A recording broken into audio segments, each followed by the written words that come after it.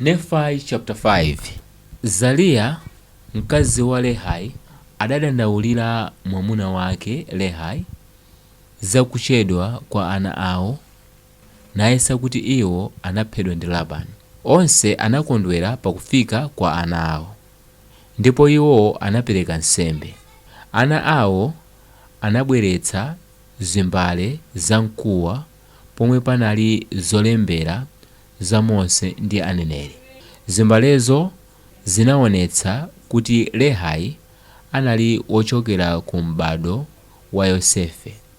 Lehi ananenera za mbewu yake ndi kuti mbiri yolembedwa pa zimbalezo idzakhala mpaka ku nthawi za nthawi.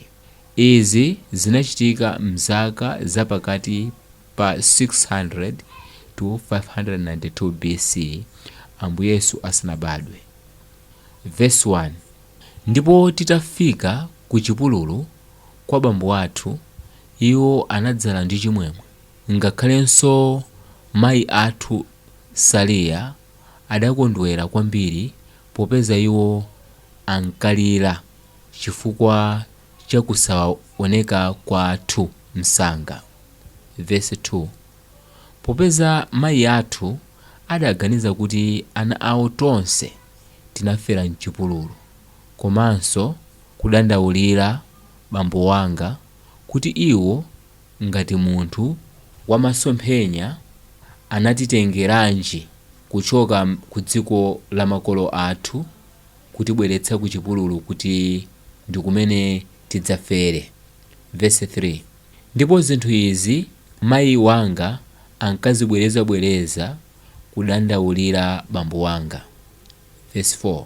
Koma nthawi ina bambo wanga adawayankha mayiwo nanena kuti, ndikudziwa ine kuti ndine munthu wamasomphenya, chifukwa ndidakakhala kuti sindinaone zinthu izi za Mulungu mwa mzimu, sibwezi ndaona za ubwino wa Mulungu.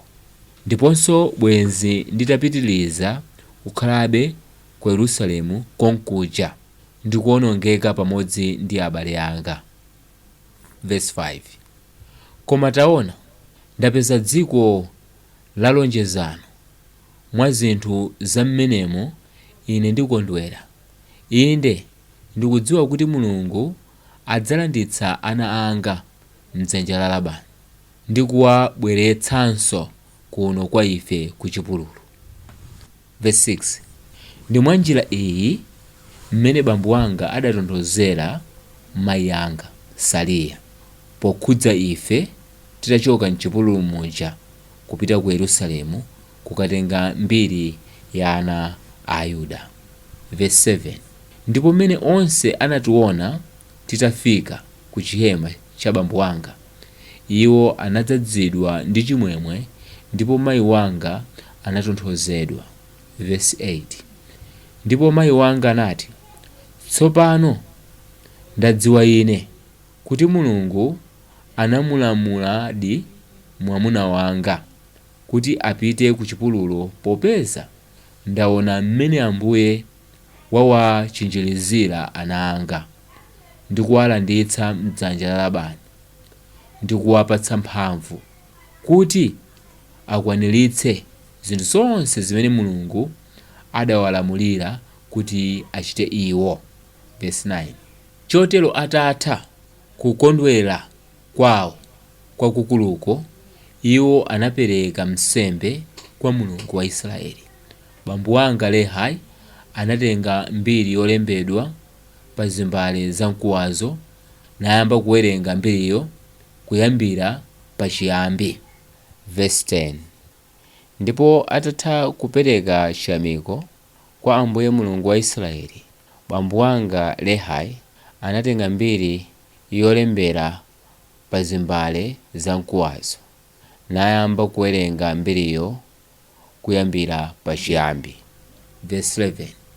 Ndipo anapeza kuti mbiriyo inali ndi mabuku asanu a Mose, ndipo imakamba za chilengedwe cha dziko komanso za kulengedwa kwa Adamu ndi Eva. makolo athu oyamba. Verse 12. Mbiriyi inalinso ndi mndandanda wa ana a Israeli kuyambira pachiyambi mpaka kuyamba kwa ulamuliro wa Zedekiya mfumu ya Yuda. Verse 13. Inalinso ndi mauneneri aneneri oyera kuyambira pachiyambi mpaka kuyamba kwa ulamuliro wa Zedekiya mfumu ya Yuda ndi mauneneri ena amene ananenedwa kuchokera mkamwa mwa Yeremiya. Verse 14.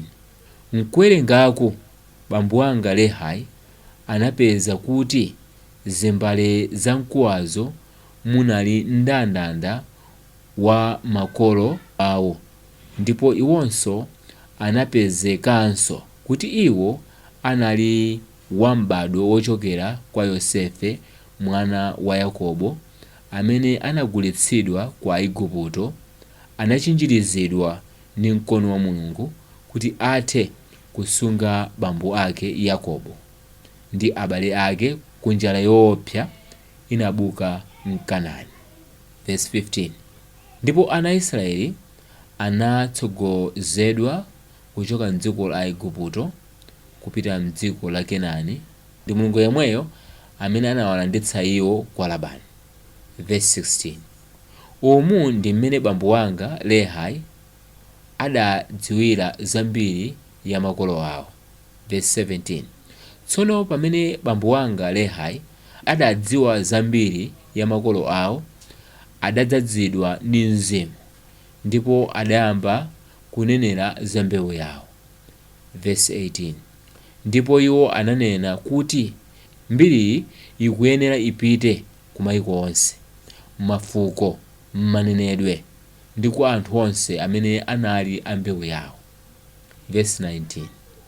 Choncho iwo anapitiriza kunena kuti zimbale zankuwazo zikuyenera zisungike zisawonongeke konse ku nthawi za nthawi. Ndipo iwo ananenera zambiri zokhudzana ndi mbewu yawo.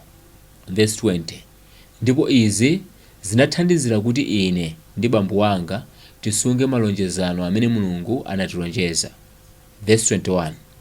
Ndipo tinali titakwaniritsa kupeza malonjezano amene Mulungu anatilonjeza, ndipo tinatha kuwapeza iwo. Tinaona kuti anali abwino ndi ofunika kwambiri kwa ife ndi kwa ana athu, ndipo tidzawasunga malonjezano a Mulungu kufikira mibado ya ana athu. Verse 22. Choncho tinaona kuti chinali chikonzero cha Yehova kuti ife titenge zinthuzo ku chipululu mmene tinali kuyembekezera dziko la malonjezano.